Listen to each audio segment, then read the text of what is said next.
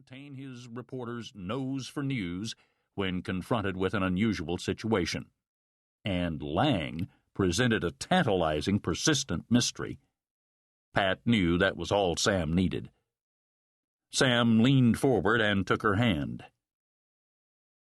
"Think about it, Pat. What in the world would cause a man to live aboard a luxury ship for more than a year, ostensibly never, ever having set foot on shore?" Chapter 2. Before being known as Lang, his legitimate name was Charles Garner. But in fact, Charles Garner was not his birth name. He was born in Frankfurt, Germany in 1956, named Karl by his parents, Leopold and Hildegard Bremen. Karl's father, Leopold Bremen, was born in 1928, a caprice of timing which threw him headlong into experiencing firsthand the heady, wild ride of Germany's explosive rise, and then attempting to cope with its dramatic, devastating fall. For Leopold, the lingering aftermath of World War II left him a confused, addled misfit, totally lost in the slow emergence of a new Germany. As his disenchantment and befuddlement grew, he embraced alcohol for solace and enlightenment, and his marriage began to disintegrate. After Leopold disappeared in the midst of one of his habitual debaucheries, Hildegard divorced him. She never saw or heard from him again. Nearly penniless and left with sole responsibility for raising her 2-year-old son, she finally managed to get a job at the post exchange of the nearby U.S. Air Force Base. This was a major accomplishment at a time when unemployment was a way of life to legions of Germans. Aside from earning desperately needed money, she proved quite adept at learning to speak English. Most importantly, however, she met an American sergeant who became increasingly smitten with this striking, tall blonde.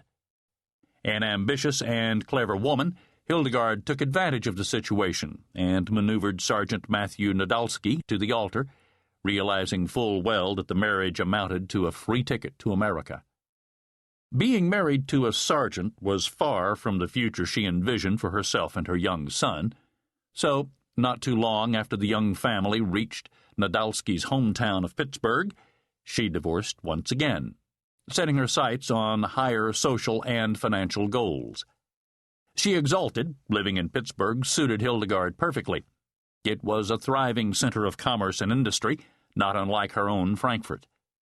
She wasted little time studying the makers and shakers of the prosperous city, saturating her mind with the names from the business pages and social columns of Pittsburgh's newspapers and magazines.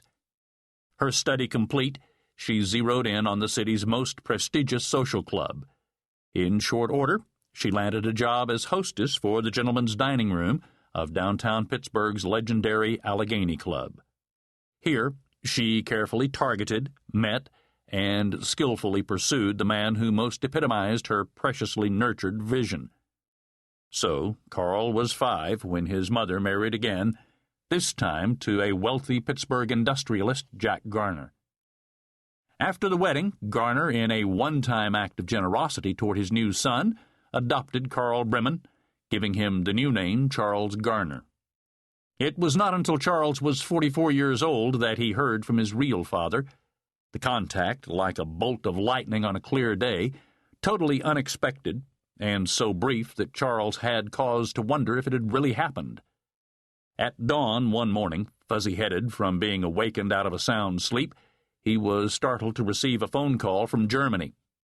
A rasping voice speaking German uttered hardly intelligible sounds which were all the more difficult for Charles to understand since he didn't speak German.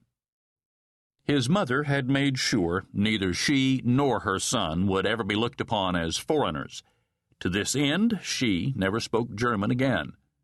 For insurance, she took elocution lessons to add a cultured polish to her speech. In turn, she took pleasure in polishing the speaking abilities of her very bright son. The garbled voice on the phone was quickly replaced with a woman speaking heavily accented English. After she made sure Charles was still on the line, she told him his father was dying and had an urgent need to see him.